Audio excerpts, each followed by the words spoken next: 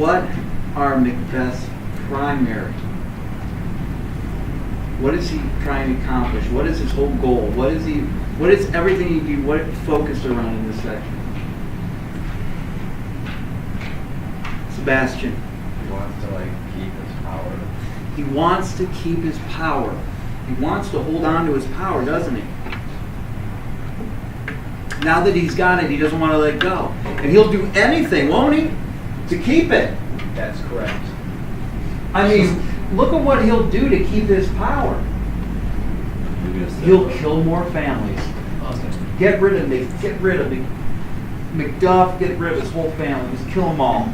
Burn the place down. Yeah, go ahead. He also goes on about his life withering away like an autumn leaf. And then he said he should have love boils can be obedience, begins curses the people to his knees through the actions of greatness. Yeah. He says, and we're going to get, and that's a great part because we're going to get to that part. Oh, okay. In that part, he realizes what he's done wrong with his life. So we'll get to that. That's a great quote. All of the things he does to hold on to his power, kill people, murder them, go to extreme, I gotta go see what the witches need. What do the witches say for me? I need more predictions.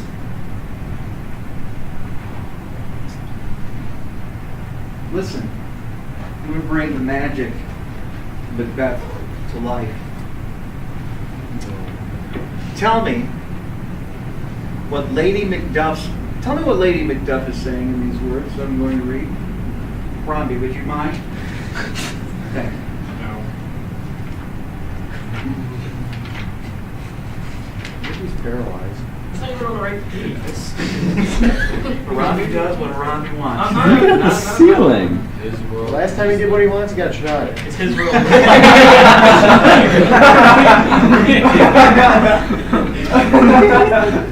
That's a good point. That's cool. Robbie. Mr. Pinzon, I think he's trying to tag you in. I think he's trying to tag you in to read. So, I think he wants to play popcorn. What's your Tinder? This is Lady Macduff. She's in a castle. The assassins have surrounded the castle. She's like, oh goody, people are burning my house down and killing all these people as they're running up the stairs to my room. Just like, oh, right before she knows whatever's happening is not good and she's probably going to die. And these are her last words. Lady Macduff says, whither should I fly? I have done no harm, but I remember now I am in this earthly world where to do harm is often laudable and to do good is sometimes folly. I live in this world where to do harm is laudable and to do good is sometimes folly. What is she saying? It goes right along with Hitch's quote from the beginning, fair is foul, foul is fair. Wait. Cooper. What does folly mean again? bad. Folly means like Trivial. Okay, she kind of played her read. okay, and you got the right idea. You got the right idea. She realizes something. Go ahead. Sometimes bad acts are more applauded than good acts. Sometimes in life, she goes, you know what? I'm a good person. I've done nothing wrong. Why are people going to kill me? And then it hits her. Oh, I know why. Because I live in a crazy world where sometimes if you're a good person and you do the right thing, you get punished. And sometimes the people that do bad things get rewarded. That's what she says.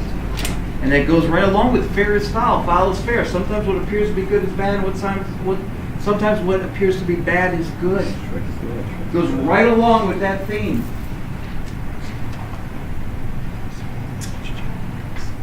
What theme does this fit? What theme does this fit? This quote. To do something, to do good is really bad. You get punished, and to do bad, you... Illusion versus Yeah. Yes, just like fair is foul, foul is fair. The illusion is that you would think people would get rewarded, but that's not the way life is. The reality is sometimes when people do good things, get punished. And sometimes people that do bad things get rewarded. The illusion is you'd expect everyone to be punished.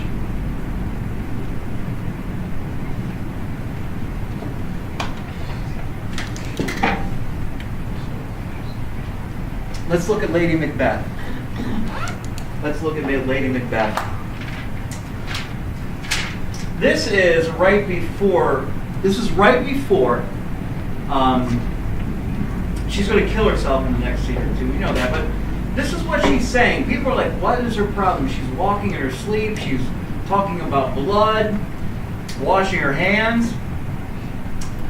Listen to what Lady Macbeth has to say. Out, damned spot, out, I say. 1, 2, why then 'tis time to do it? What need we fear, who knows it, when none can call our power to account? Yet who would have thought the old man to have so much blood in him? Out, damned spot, out, I say, who would have thought that this old man would have had so much blood in him? What is she saying? What is going on in her mind? Out, damned spot. Out, I say, who would have thought that the old man would have had so much blood in him? What is she commenting on? What is she saying?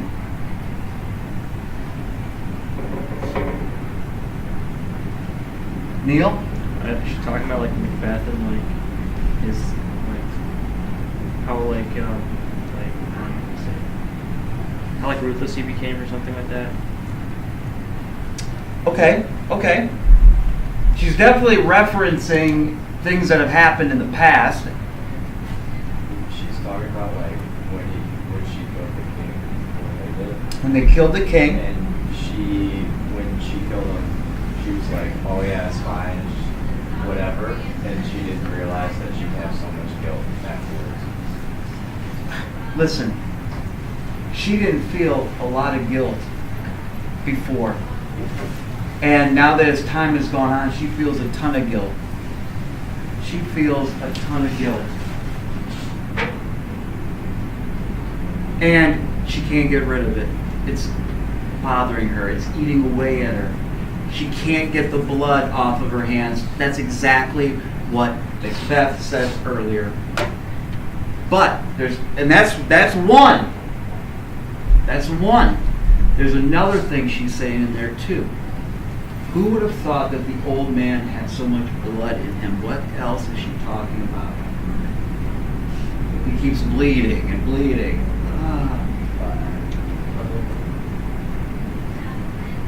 Josh? Did the murder of like the kings created like lots and lots of problems for them? Yes. Killing the king has just caused problem after problem after problem, and more death and more war and more problems. And here we are. Who would have thought that just killing this single person would have ended up with more problems after more problems?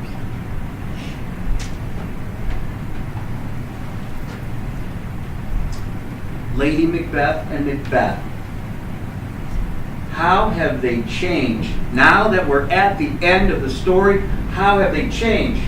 They are, as we've said, dynamic characters. How have they changed? Lady Macbeth seems to want to give up more than Macbeth does, because now he's saying that the fear isn't affecting him with everything he's going through. But then Lady Macbeth is feeling so guilty and it's taking over her. Exactly. Remember at the beginning of the play? Macbeth was the one who was feeling guilt, who was hesitant about doing things, who was consumed with, should I do it, should I not, what's going on, like how can I kill someone, feeling guilt. He wasn't in control, was he?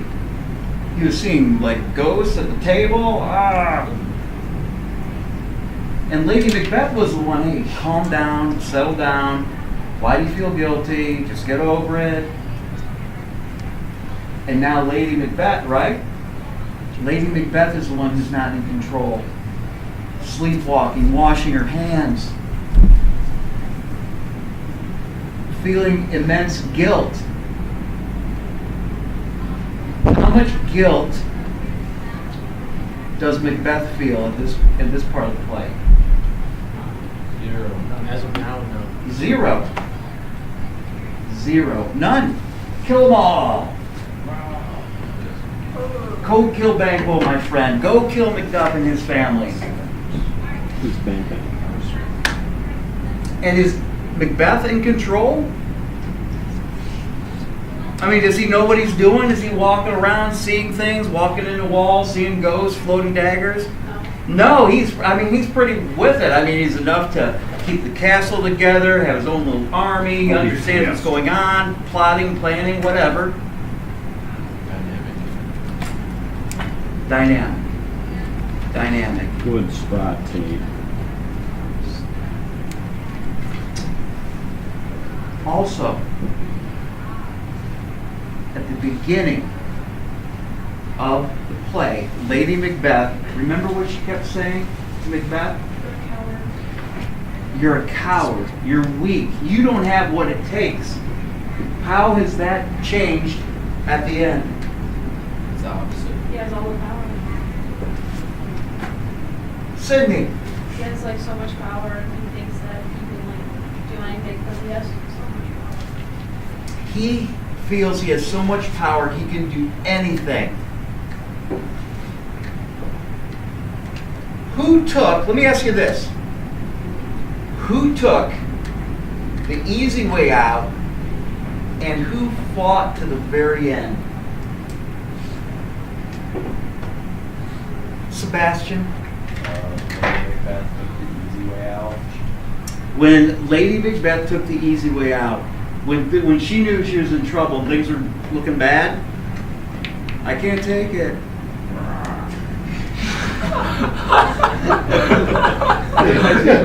Yeah, maybe she stabbed her. I gotta look at it again. Did she stab? I'm trying to remember. Did she stab herself or did she? Anyways, Doesn't matter. Ask around It me. doesn't matter. Here's the book open. It doesn't matter. Hey, she took the easy way out when things were getting tough. Macbeth, on the other hand, he knew he was going to die. He's like, I'm going down to fight. Yeah. And then he got killed. Well, he got killed. But he went out fighting. It's the effort that counts, man. It's about winning. How does Macbeth feel about his position and life? Please listen. This is Macbeth has in this part. Macbeth has just received news that his wife has killed herself, and this is what he says.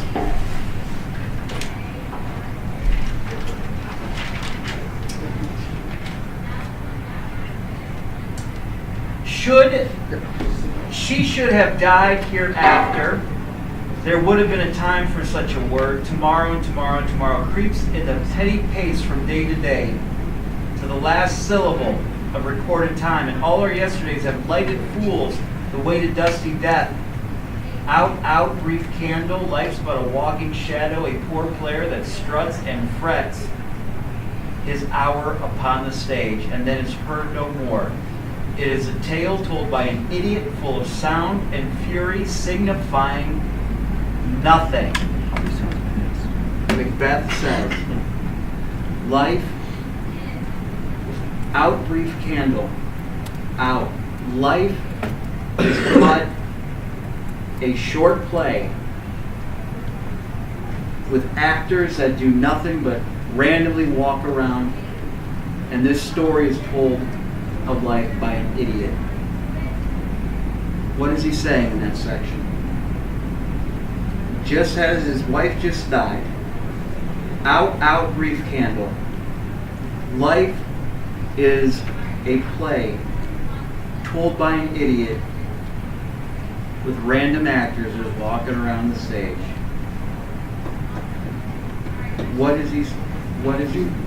What's going on here?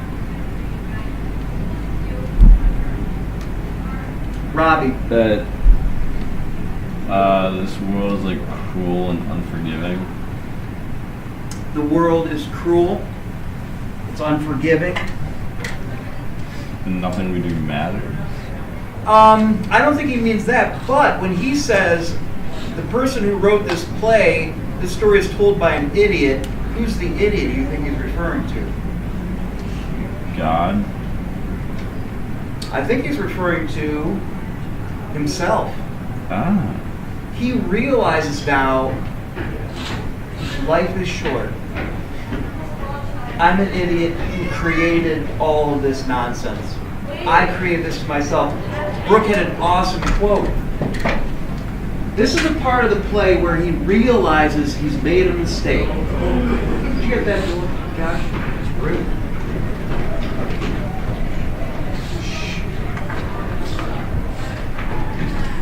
This is the part of the play.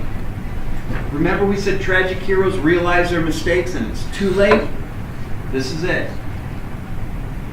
Man, I should have been loyal. If I was loyal to people, none of this would have happened. Life is short. Why was I so worried about getting power and keeping it? I did all this. I'm the idiot. And it's too late. It's too late. What are Macbeth's tragic flaws? We talked about it. We saw a couple of them earlier. Now that we're done with the play, what are his tragic flaws? Sydney. I think my biggest one is the power. Now he thinks he has so much power and it basically led to his downfall. His greed for power. Absolutely. His greed. He needed to have power. He'd kill to get it. He'll do anything to hold on to it. What's another one?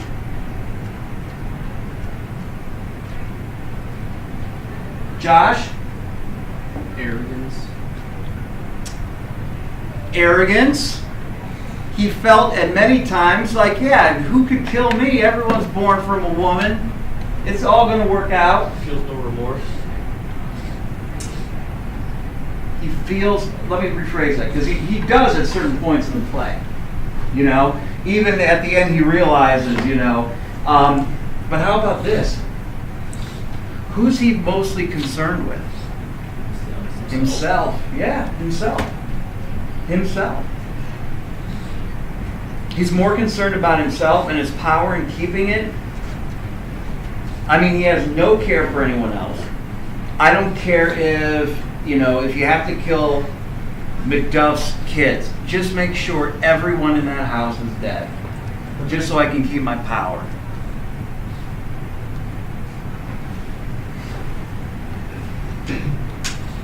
Destructive power of greed. Greed is his tragic flaw in keeping it. Arrogance. Self-centeredness. A couple others too. What else led him down this road? It was one we brought up earlier about his personality. What else?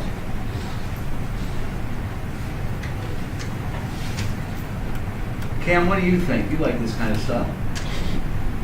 Where did you get that idea? You told me this. You wrote it on your go kit. I sent him an email. Well, I couldn't tell you. There's one more. We talked about it already. Remember, what was another part of his personality that was a bad personality trait, a tragic flaw? Sebastian. He's gullible. He's easily, no, let's say this, he's easily manipulated, right? That's correct. I mean, these witches just suggest, hey, Macbeth, you're going to be king, and look out, right? Oh, I got to look out for Banquo and his sons. I got to look out for No one who is woman born can hurt me. I'm good. I'm good. He's easily manipulated. Lady Macbeth, come on, you. Kill him already. He's easily manipulated. That's another tragic flaw of his.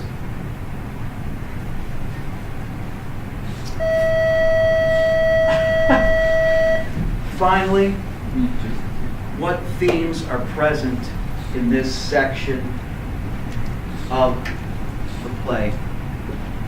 There's nothing new. I guess there's nothing new. Brock, what do you think?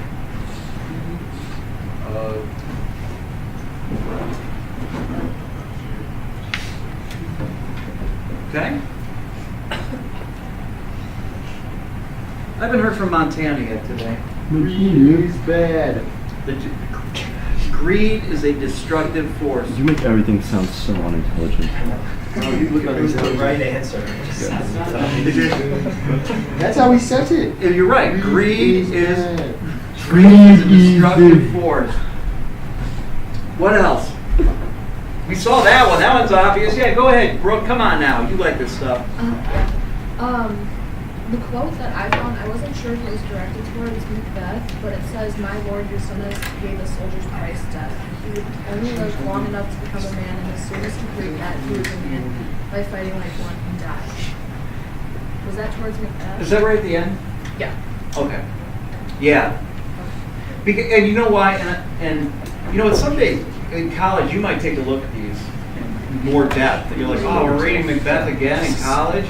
But you will really get into it. And Brooke brought up a good quote, is that towards the end, you start to really hate Macbeth towards the end. But Shakespeare wants you to at least remember that this guy at one part of his life, at some point in his life, was a good person. And he doesn't want you to completely hate Macbeth. This was a guy who kind of just fell into a trap that maybe other people would have fallen into.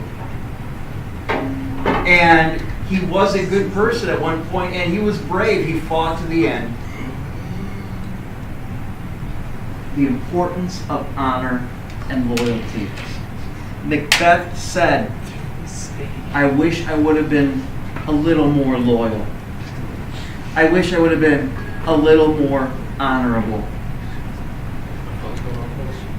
And Shakespeare's trying to say, you need honor and loyalty in this world, because if you don't have it, look what happens. Look what happens.